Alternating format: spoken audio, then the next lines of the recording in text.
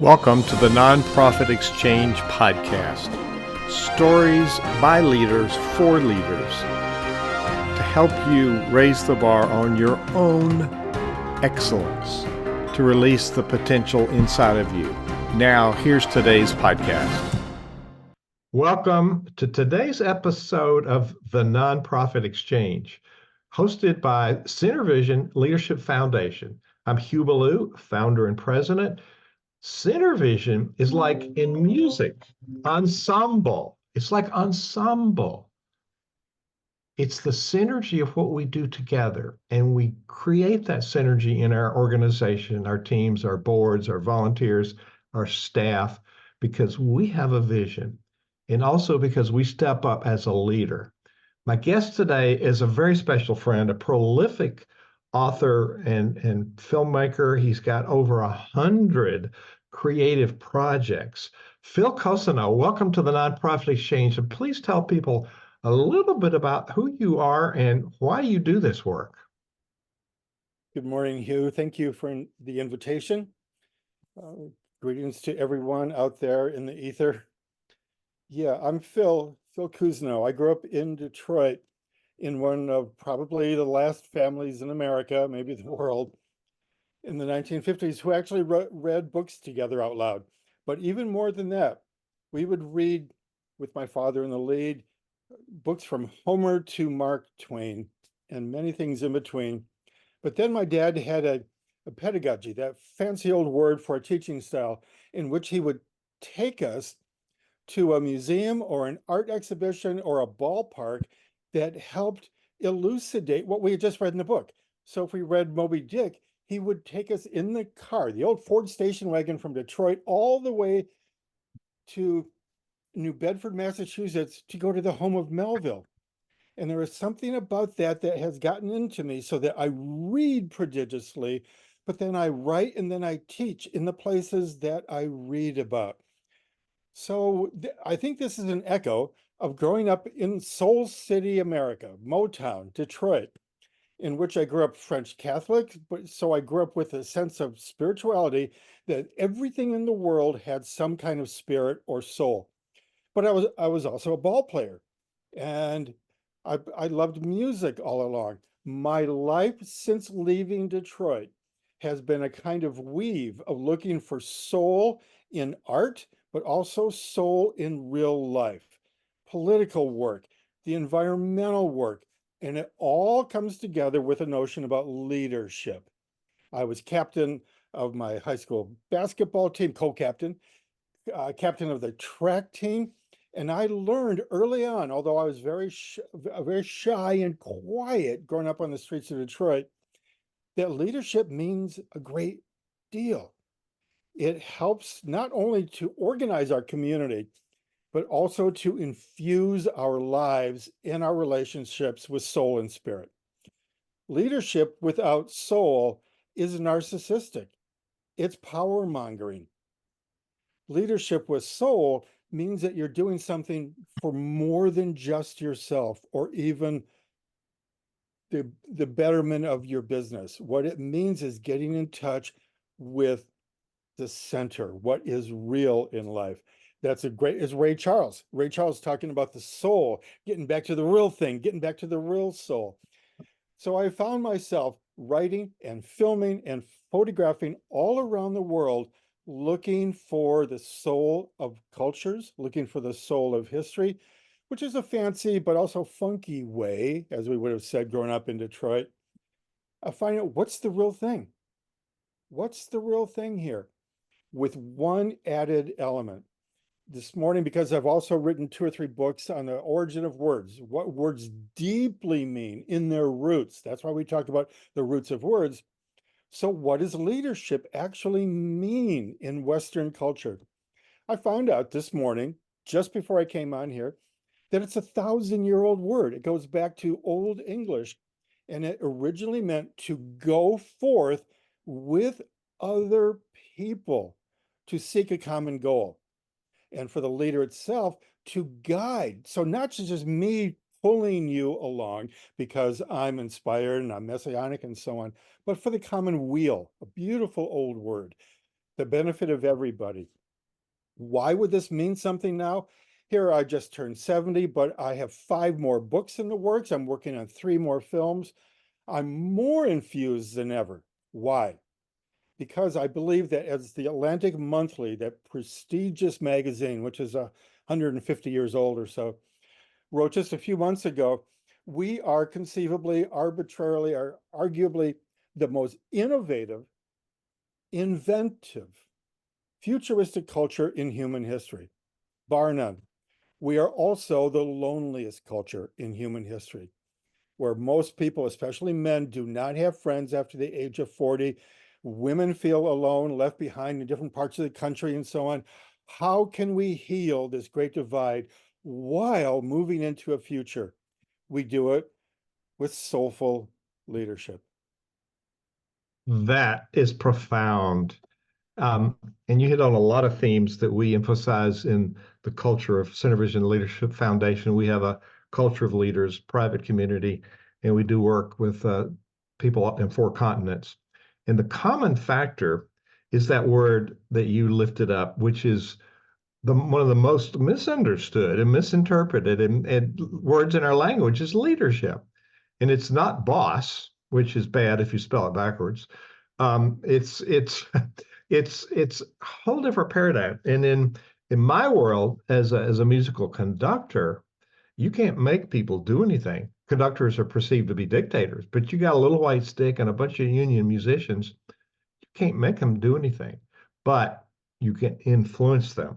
So underneath this soul, people respond to our soul, to our genuine being, authenticity.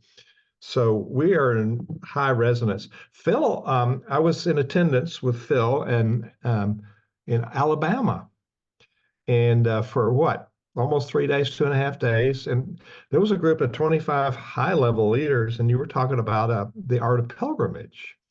And we were spellbound. And you do among the creative things you do films, you do books, but you also lead pilgrimages. So how does that help us as leaders be a soulful leader? And how does that help us better ourselves and work on who we are? And it's time away from the busyness of what we're doing when we take a pilgrimage. Talk about those pilgrimages and why they're important. Great, thank you for that opening.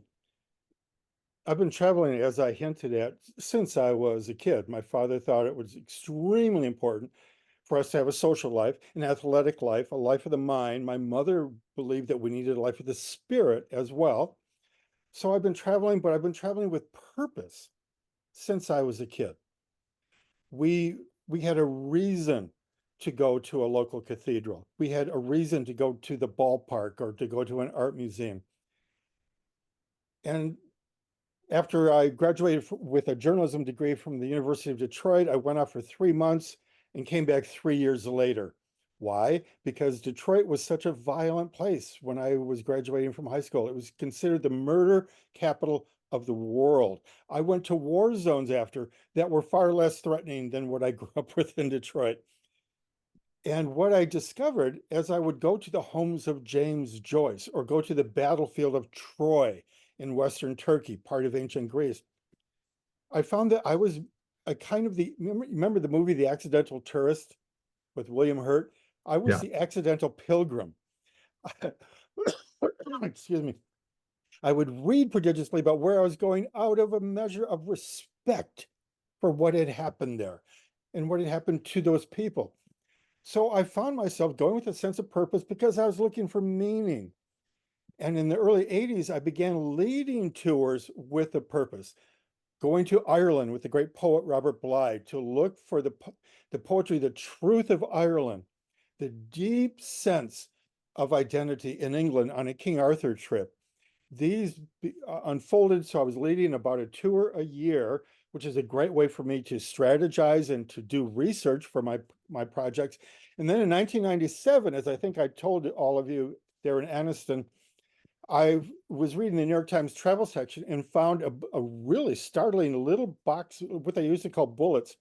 And it said, by the year 2000, pilgrimage is going to overtake the armaments industry. as the #1 business in the world. So my old journalist eye perked up, and I'm thinking, what happened? Why did travel suddenly become so popular? With a bit of research, I found out there was a surge in the late 1990s in pilgrimage, both Christian, Muslim, Jewish, but also artistic pilgrimage, going to the studio of Renoir in the south of France, or the laboratory of Albert Einstein in Switzerland. Why? Because more people are traveling than ever before in human history, but more people are disappointed in their travels than ever before. People are lonely in their travels. They're traveling because it's hip. They read something in Condé Nast magazine. You have to go to this remote island. People are doing things without a sense of meaning and purpose. So I cobbled together this book called The Art of Pilgrimage, which encourages people to go somewhere to find answers to questions they cannot solve at home. And this is a 60,000-year-old tradition. If you consider the Australian Aborigine walkabout, the Native American vision quests, Christian pilgrimages going to the Via Dolorosa in Jerusalem. And today, to bring it full circle with technology, one of the most popular pilgrimages in California is going to the garage of Hewlett and Packard, just south of San Francisco, where symbolically, mythically, the whole world of computers began. There are busloads of people going from San Francisco Airport down to Sunnyvale in Silicon Valley to go to the garage where all this began. So coming full circle, what does this all mean? People today are healthier, leading longer lives, in some way more colorful than ever. We have more access to art and science than ever before. It's also the loneliest culture in human history. How do you get around this? By leading a life of meaning and purpose. So I lead tours all around the world, mostly Greece, France, and Ireland. But what I'm finding is the people that sign up are saying, I've traveled all my life, but I forget where I've been a week after I go home. This rings deep for me as a writer and a filmmaker, because I think our travels, as well as our business dealings, are ways of making memory. If we are not living and acting out of the impulses of our deep soul, there is no meaning. We can be successful and wealthy, but without meaning, we are bereft. So if there's one thing, a thread that ties together all my work, it's to encourage people to become creative as possible, but with that creativity, make a contribution back to the community.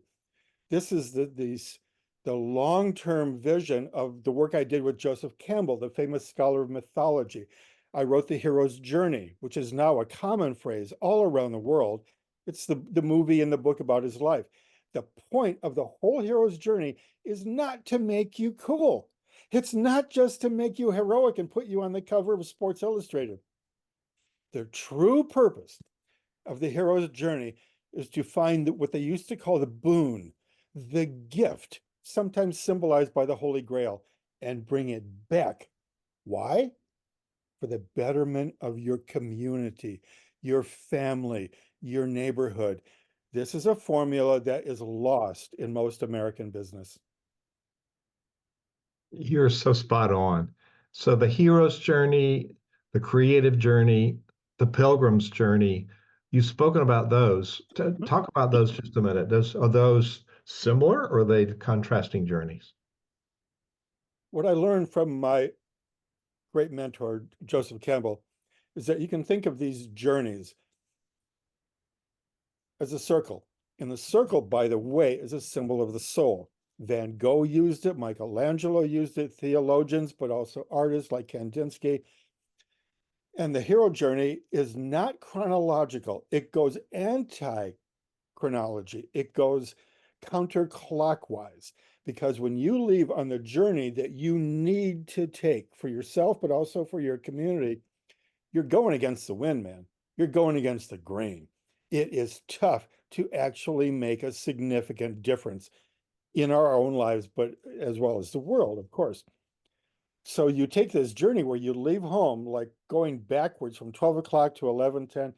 You're going back because the real juice, the real truth, the thing that can feed the rest of the world is deep down in the darkness. And it's a place you have to go alone at first to grab that treasure. Mythologically, myths all around the world say this.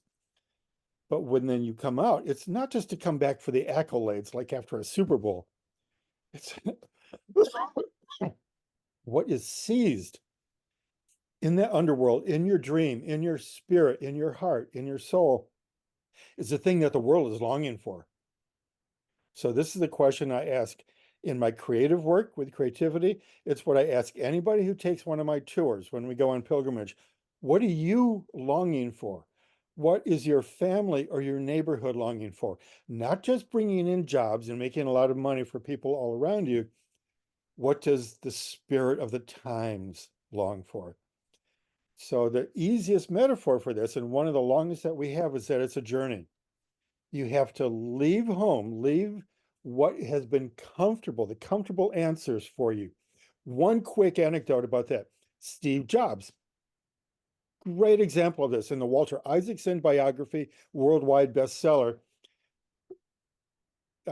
Jobs describes how he envisioned the future of technology, the future of the world where we are all hooked up together by our laptops, just like this, by our phones and so on. But something was missing. Something was missing. And he knew that he could not just find that answer here in California, where I am in San Francisco at the moment. So he went and lived in Japan. And he studied Japanese calligraphy, Japanese art. And what he discovered was what will help bring all this technology together in everyday life, what will help bring communities together is beauty. He decided then and there, in a way no corporate leader, no inventor had ever thought of before. Remember, a lot of our inventions have been clunky, ugly, utilitarian, but not necessarily beautiful. Jobs came back from I think it was 2 years in Japan, with both technology and beauty. There's an artistic sensibility behind him, and said the way to lure people in to buy my Apple products will be through beauty and a sense of reaching out to end the social isolation we have. Now, for me, that's an example. Things have gone awry here and there, obviously, but it's a formula that I just explored in my new book, Who Stole the Arms of the Venus de Milo? It's a book about the famous statue, of course, but the question is something I heard a little girl ask when we were standing in front of the statue at the Louvre in Paris. This little girl was wondering, Mama, Mama, where are the arms of the Venus de Milo? It was a gorgeous question. It's a wonderful book title. It also cuts to the core of the cultural crisis at the moment. Someone stole a lot of the beauty in our life. They stole our sense of meaning. They stole our sense of aesthetics, only for the excuse of commerce. So what I am trying to teach on my tours, in my books, in my films, my workshops all around the world, is to create something the world has never seen before, and then be out in front. That is what a leader does. The secondary meaning of leadership is guiding. But can we guide with a sense of our heart and our spirit? Or do we pull that back and say, it's only numbers, man, it's only numbers? If we do that, we are stealing the arms of the Venus de Milo. I've spent probably 13 years in deep study of the work of psychiatrist Murray Bowen and Bowen family systems. And principally, it's about differentiation of self, managing self. And if we can't lead ourselves, how are we expected to influence other people positively? And in my work in organizational culture, like the orchestra, what they see is what I get. In the culture, the culture is a reflection of the leader. So what comes to my mind as you're talking about this leadership, sometimes we make poor choices and the unintended consequences of our decisions confuse us. So speak a little bit. You said you read a lot. I find the common denominator, the best leaders are readers. And the top of the readers are also authors because we got something that we want to share with the world. So back up a little bit. So incorporated in that space, you're a leader. Um, when did you decide you were a leader, and what sets you apart from the models that aren't your model? The models that you are established and have established and influenced so many people in a very positive way. So, what's our responsibility as a leader to make better decisions and care for self? And then, when did you first take on that mantle of leader, and how did you care for yourself? I've been interviewed hundreds and hundreds of times, but never quite like that. Thank you. That's beautiful. And it is directed to exactly my work.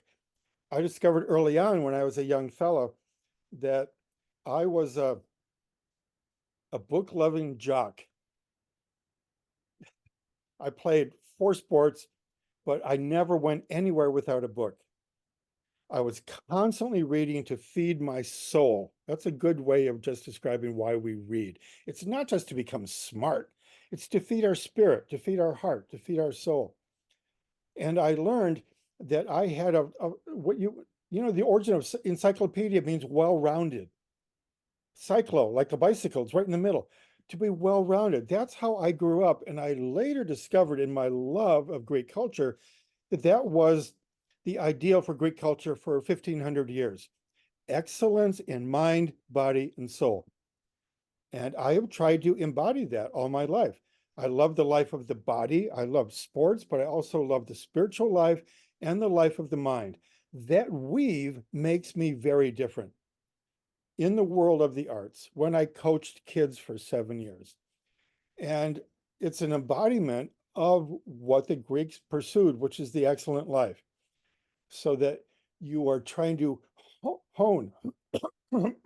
Old Greek philosophy said people are inherently lazy, which is why they became the most competitive people in human history, far more than even modern Americans. This is the upside, I think the funny side of competition. They had competitions for kissing, for drinking, for nudity, for actually business, diplomatic deals. There were prizes and competitions for everything imaginable. Why? Because they knew on some level that people will always resort to going back to the old way, the groove, the rut in human thinking. People are inherently lazy and will fall asleep. So what brings all my work together is a very compassionate and sometimes humorous way of saying the great human dilemma is that we fall asleep over and over and over again. And it's the function of art, and I think spirituality, some political work to wake us up. The great leaders in philosophy, religion, sports, business have all had a clever, and the best of them have had a compassionate way of saying, look, we're getting back into our old habits. We're falling asleep again.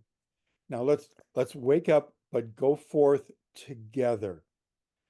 And I've discovered by playing ball, but by also lecturing in front of 1,000 people at once, that very notion, like the recent footage of Bradley Cooper as Leonard Bernstein leading an orchestra, where there comes a moment when 150 people in an orchestra for him with the National Philharmonic become one.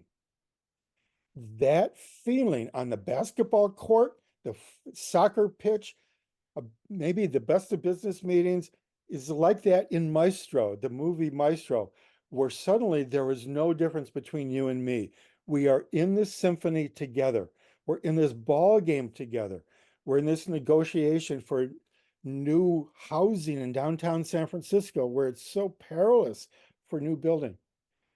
I think, Hugh, that this is one of the great human longings, and it always has been, but it's been left behind. This little secret that we are longing for the feeling that I've had on the basketball court, the baseball diamond, business meetings, film teams, when you might have 100 people working on a film at once. And then there comes a few of these moments where there's only one decision left.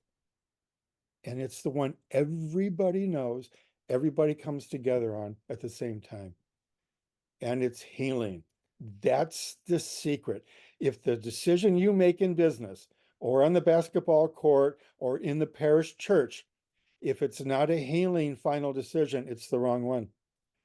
The healing decision is beautiful. Just going to give that a second to settle in. If you're coming by Facebook, this is the Nonprofit Exchange. I'm Hugh Ballou. Center Vision Leadership Foundation. I've just put a picture in the background. People who are listening on this, we're recording this in early 2024. People may be listening to this some multiple years from now. But these principles, we're going back to ancient scholars, the Greeks. And, I marvel at some of those philosophers. I marvel at the work of Bach. He wrote so many pieces, it's almost impossible to have written them out in his lifetime. Very complex music. And he didn't have a computer to do it or a recorder to play it back. It was in his head.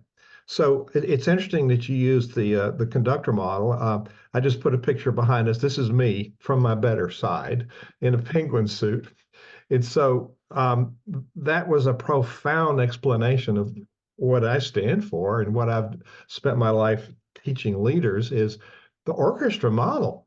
You got all of these people, the instruments sound different. Some of them are transposing instruments, some are loud, some are softer, but it's the leader that inspires people to create this harmony. But there's a culture that really supersedes the leader, but the leader is the catalyst for that happening. So I haven't seen Maestro yet, but Leonard Bernstein was a profound influence on so many people like me in our early childhood. And Phil Kuzno, you have influence on so many people as well. But any more you want to say about the orchestra and that synergy, that ensemble, we call it in music? Any more you want to say before I go to another question? Yes, actually, thank you for giving me that moment, the opportunity. You triggered it by invoking one of the gods, to use the Greek language, Bach. In some of my brief reading about him, someone I listen to almost every day, I heard that he went through what we would call today an existential crisis about his own music, whether or not it was developing, whether or not he was being stuck, which is a perilous feeling for creative people. Stuck, I will never create again. Oh my God. You feel like the world is ending, right? So excuse me. My reading tells me that he handled this by going on a pilgrimage. He walked from his hometown, I think in central Germany, all the way to the north of Germany to attend a Sunday recital by the conductor. You might know the name, I forget it at the moment, but the conductor he most revered at that time. And he walked, apparently in the winter, 250 miles to listen to something outside of himself, beyond his own genius, because he knew he was stuck. He needed to make that next turn, the ratchet of the gear that we call creativity. That takes humility. A journey like this is a form of pilgrimage. And I ask people, if they come to me for some kind of consultation about creativity, do you need to be by yourself for a while to search for an answer? Do you need to go somewhere that might hold the answer to take your business, your creativity, your faith, which may be on shaky ground at the moment, to the next level, to take it deeper? Often it takes a moment of sheer humility. And I love the fact that Bach walked, well, two ways, 500 miles to be inspired to take his work to the next level. People that are successful do what others are not willing to do. Beautiful. And I just cannot imagine. He was a numerologist. You can add up the numbers for the notes, and there's patterns. And then the crucifixus, the great crucifixus in his mass, there's a sign of the cross in every bar, a visual sign. In addition to the numerology, in addition to the profound melodies and the harmonics, and he was also a theologian. He wrote a lot of his texts. So we think we're so smart today, but I'm not sure we've gotten any smarter. We depend on the devices. And there's the relationship piece that we undervalue, which is at the heart of everything you're talking about. And how do we relate to humankind? And philanthropy is something people misunderstood as only money, but it's the love of humankind. And I see that in you. You have such a genuine way with people that people sit in silence listening to you, and we're just so touched. I'm just enamored by what you're sharing today, and it's so relevant for today's world. We're going to go longer for this interview today. I asked Phil if we could have. There's so many things we could talk about. We could go for hours, but we're going to be 50 minutes today instead of 25. So we're doing a double session. We're going to call this the Non-Profit Exchange Extra. When we have a deep topic and more things we talk about, at least we'll give you a hint for the rest of them. And I'm going to point you to Phil's website because there's a lot of stuff on that website. So you've spoken about creativity. I work with all kinds of leaders. Now, entrepreneurs, that's a very specific kind of leader, very visionary, very creative, sometimes not very tactical, so that's it's out of balance. There's the old joke that people say that all of you entrepreneurs suffer from insanity, and of course we say no, we don't. We enjoy it, but there's a prerequisite to let go of the boundaries to be able to get to a place and out of that box. But do we have to be creative to be a leader? Is there a tension between form and freedom, creativity and systems? Talk about this creative spot. I mean, you're so creative, but you're also very tactical and you get things done. Some creative people just don't get things done. So talk about creativity, curse, blessing. What is it? About a dozen years ago or so, I addressed this in a book called Stoking the Creative Fires, because I've been dealing with so many people who were stuck in the movies. I'm a consultant down in the movie studios, 20th Century Fox, Warner Brothers, Pixar, Lucasfilm, but also beginning teachers or even kids in college, even in high school. There comes a point where you can't get beyond yourself. You don't know the next move to make. It does help to read someone who's been out there before you, someone who's been the pioneer. That's what the pioneer means. He blazes the trail for you, and that can inspire us to have the courage of our convictions if we're a little nervous or tenuous about whether or not we're insane, as you've just joked. Excuse me. Or whether we're onto something new. So by definition for me, the leader is someone who's had an inspiration, which means he or she has allowed spirit to come in. Let's remember that. Inspiration means as a reference to spirit. It has come not just from you and your own brilliance, your own genius. The spirit comes in from somewhere beyond, what the Irish call the back of beyond. So the leader is someone who is humble enough, has enough humility to allow inspiration to come in, and that the spirit allows you to fill your lungs, you might say, to fill your heart, to fill your soul, which the oxygen itself is what can help bring in the new idea. And the rest of us are looking around to see who's going to lead my team to the Super Bowl, who's going to lead my team to finish this film, to get this business deal done. So the leader isn't the one who stands back. The leader is the one who is brave enough, has enough moxie to blend the old with the new. This takes tact, as you have just said, but also a kind of vision. Create. I had to look up the word create. You just asked me about that.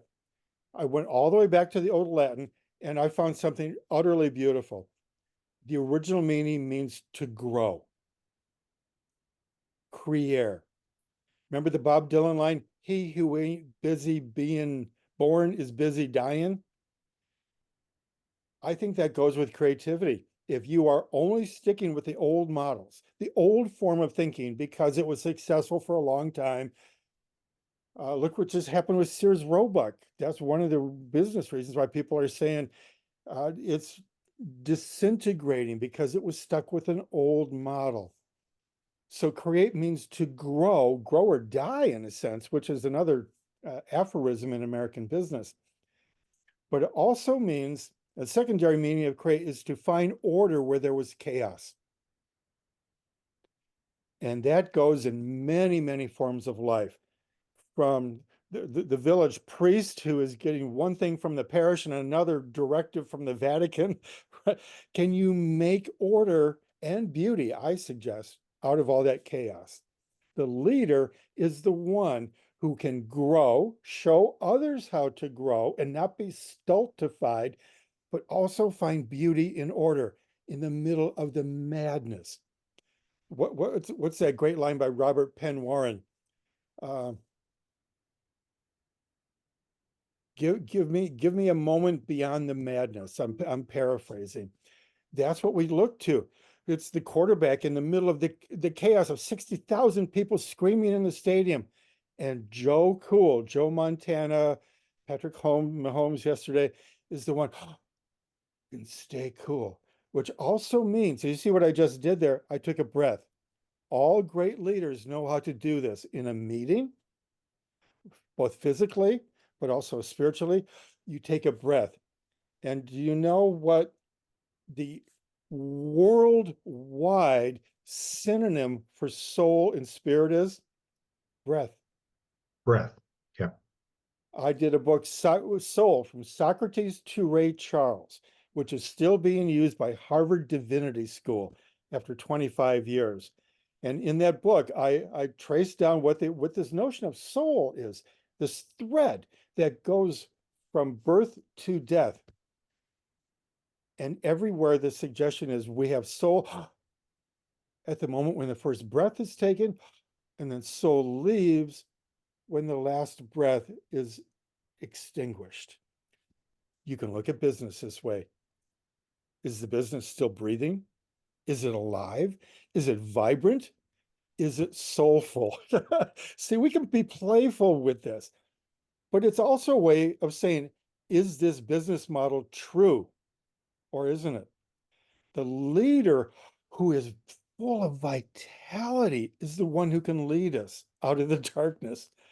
And if you're only getting darkness from your leader, you're in trouble. Call for a taxi, get out of town. Yeah. Push the eject button. Richard Rohr talks about three phases: order, disorder, reorder. And we see that happening, and learning to go with that is bravery, but it's also visionary leadership. And compassionate too. I'm not sure how often people talk about compassion in the business world. You would know more about that. Remember, originally it means to suffer with. That's what compassion actually means. Do you have the capability to think about what your business model means to the shareholders, but also the people that are working for you? Do you have compassion for the effect your business model has on the environment? It takes leadership to address both of those. And I think it takes a little bit of spirit too.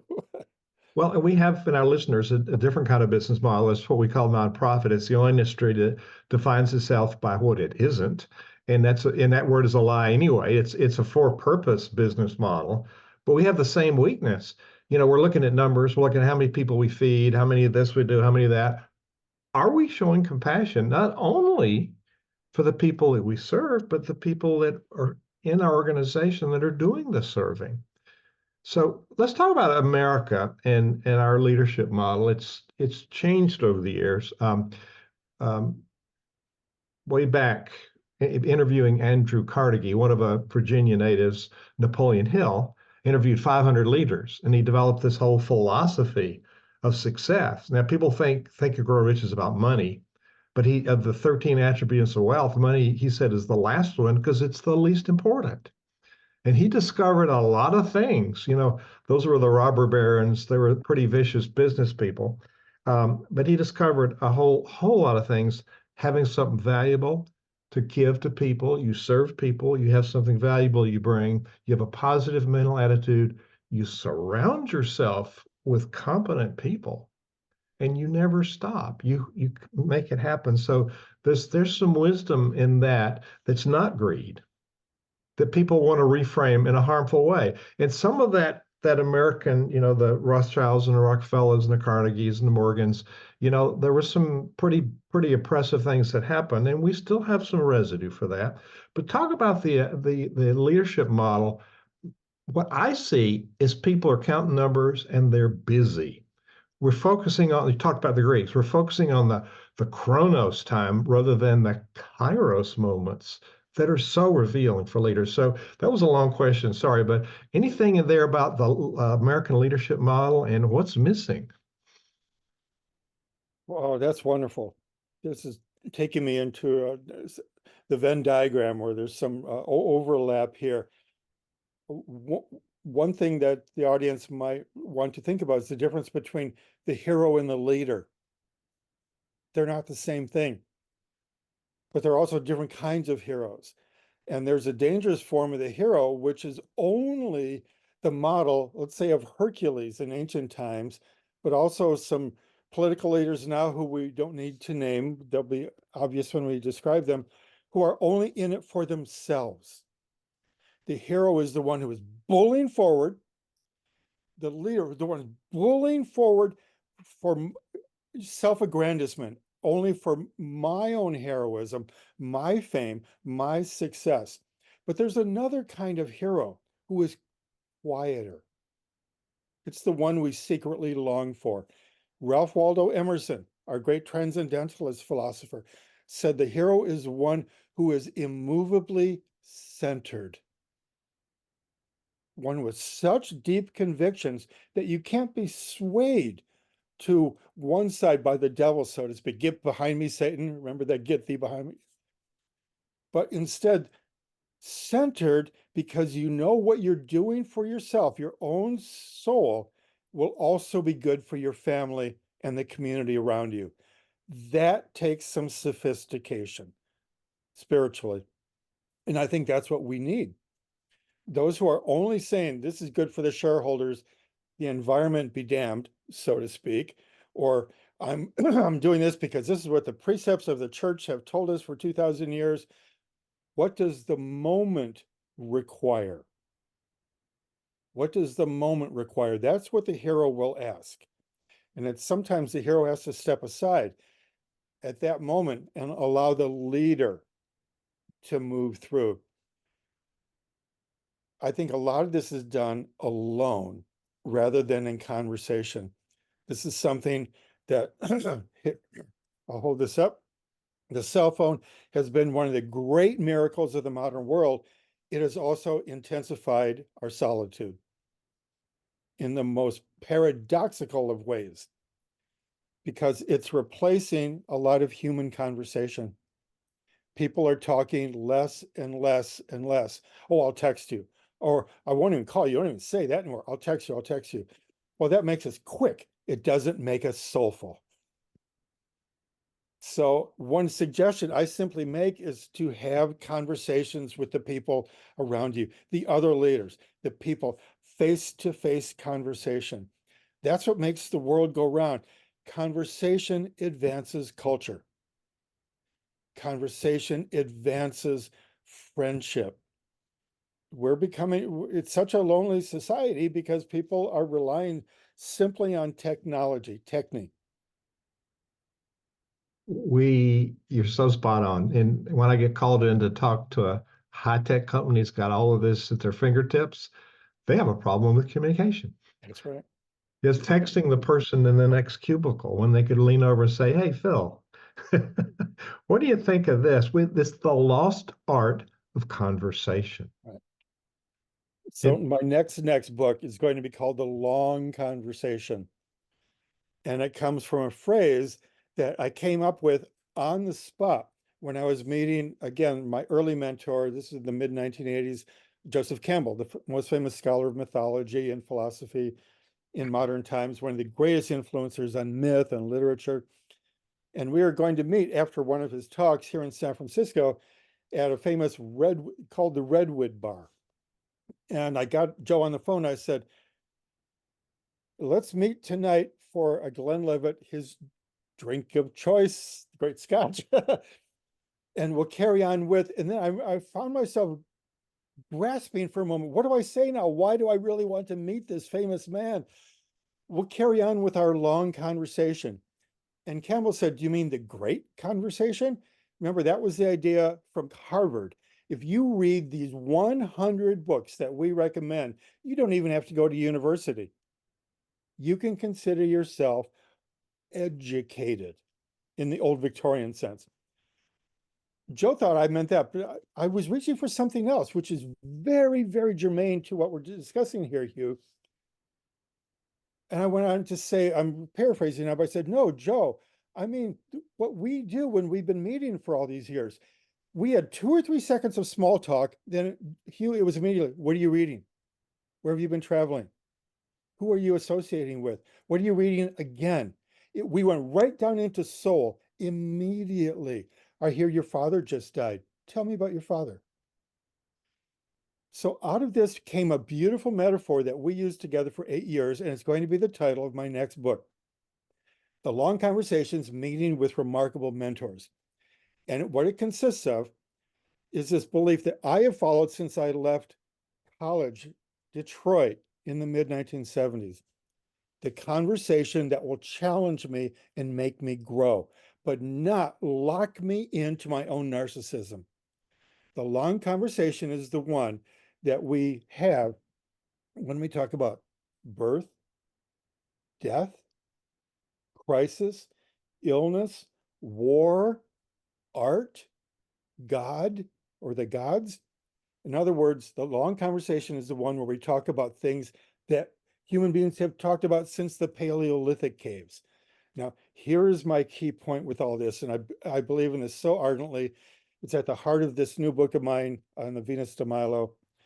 If we don't have even a few minutes of this long conversation every day, we fall into despair. We fall into loneliness.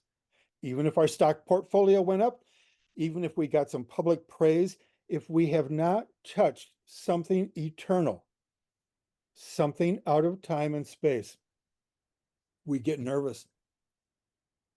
We are outside of ourselves, which is why we have great books, or the great book, the 2 or 3 great books. We can do this if we meet someone for a long conversation. Hugh, let's go for a drink around the corner.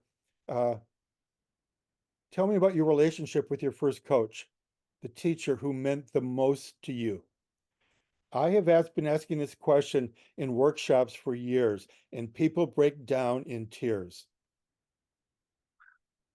because there was no gap here. At the moment I said, who is the first person who recognized you, your talent, and then encouraged you? Phil, you have a great flair for words. Have you thought about being a writer? That's the exact quote from my English teacher in the 7th grade. I have never forgotten it. I did thank her. I sent her copies of my first 2 or 3 books. That's a moment of touching something outside of time. To remember the mentors, to remember the people who encouraged us. And remember, in French, that means to give someone heart. To encourage means to give you the courage of your own heart. That is so, so important. It's like we need to learn a different second question when we meet people rather than asking them, what do you do? You're basically asking people, who are you? Yes, yes, yes. I lived in Ireland, the west of Ireland, for a year in the 1980s. It was one of the great turning points for my writing career because some friends just said, we only live in this house for 2 months a year.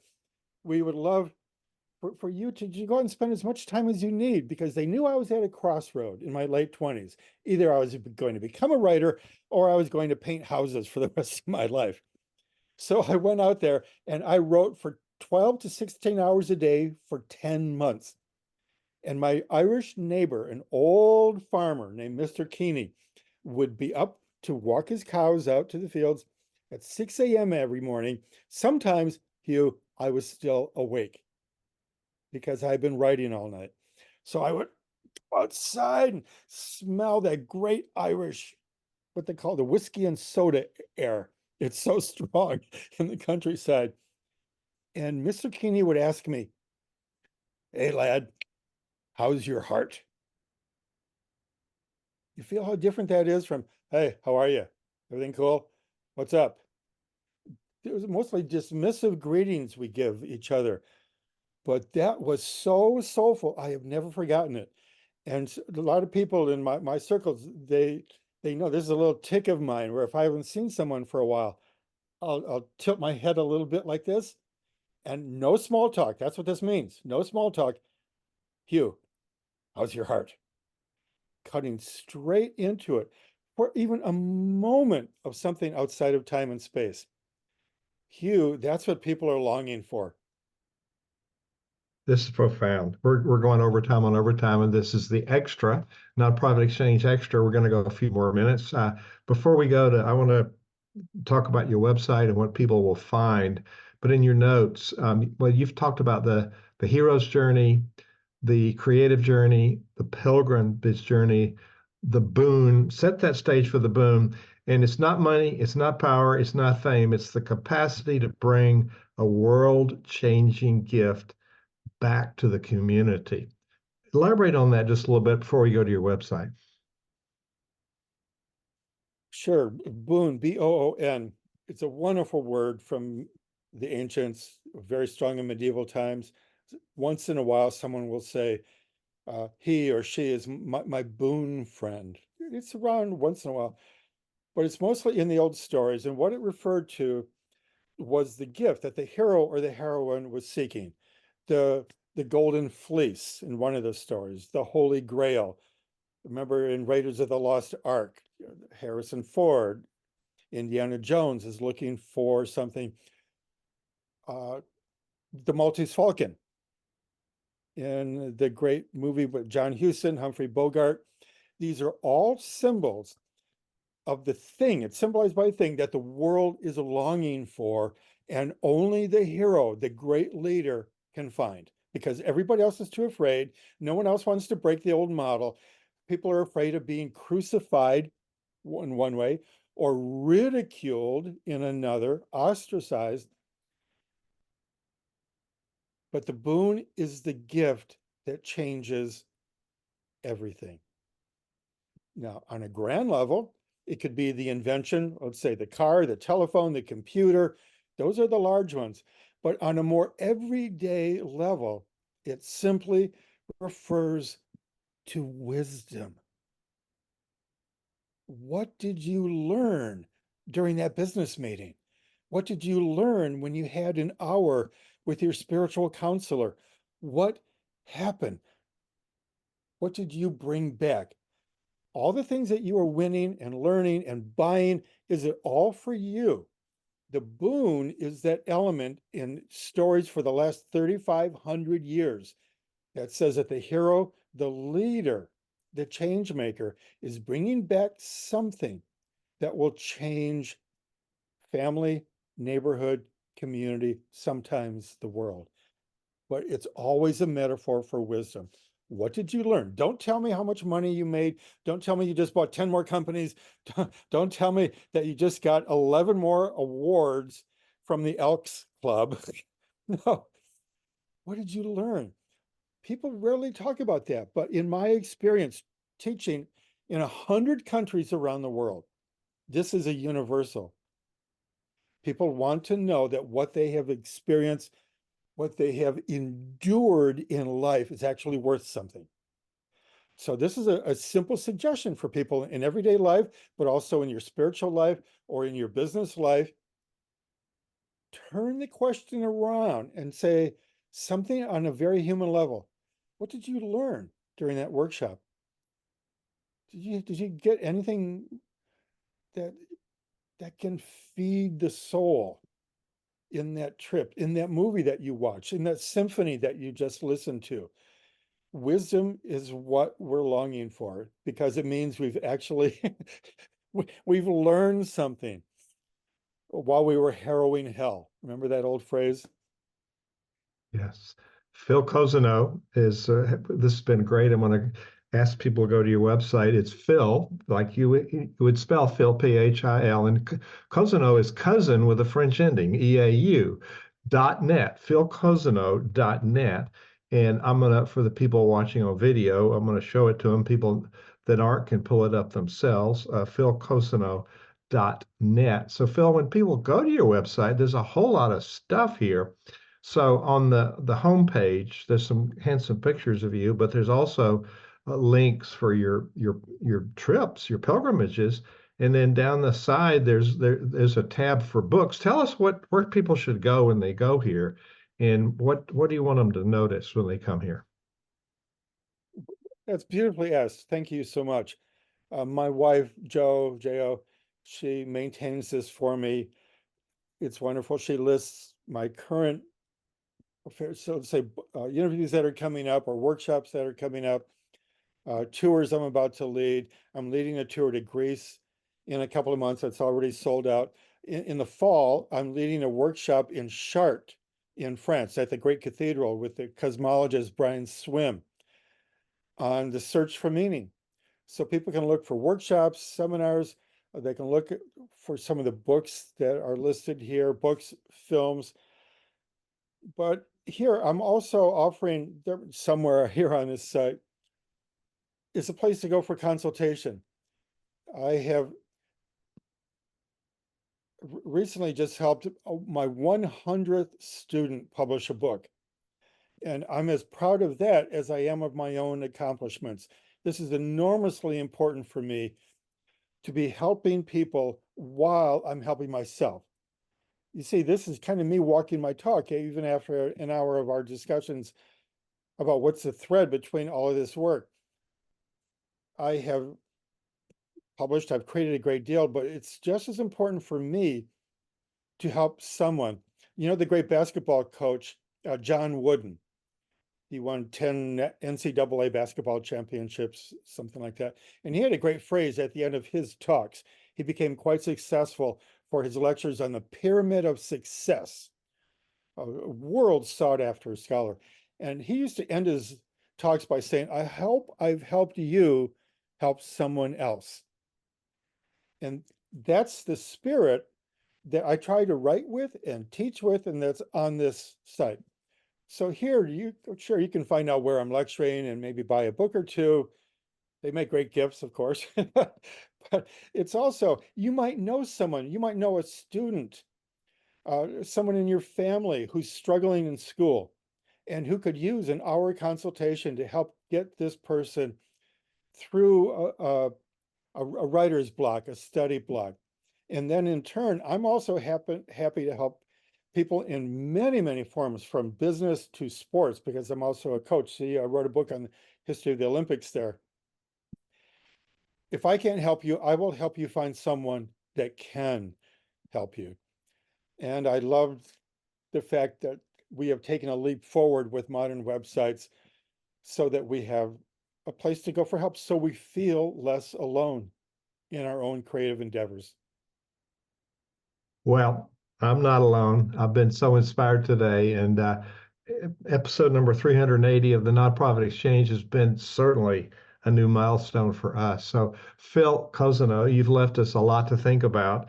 There'll be a transcript in the podcast and on the website at thenonprofitexchange.org. You'll find the regular episodes in this new thread, which is going to be the extra. So it's a step up, and we could talk forever.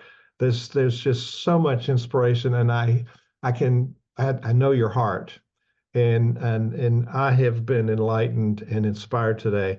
Thank you so much for being our guest today on the Nonprofit Exchange. Thank you for the invitation. Thank you for being so prepared, for asking some cutting edge questions. It's a delight for me to have someone who's so woven in to the work. And just one final little thing to pass on to the listeners. Don't doubt yourself. You have a gift, but the gift isn't enough. We have to pass on the gift. Outstanding. Thank you, sir. Thank you for watching The Nonprofit Exchange.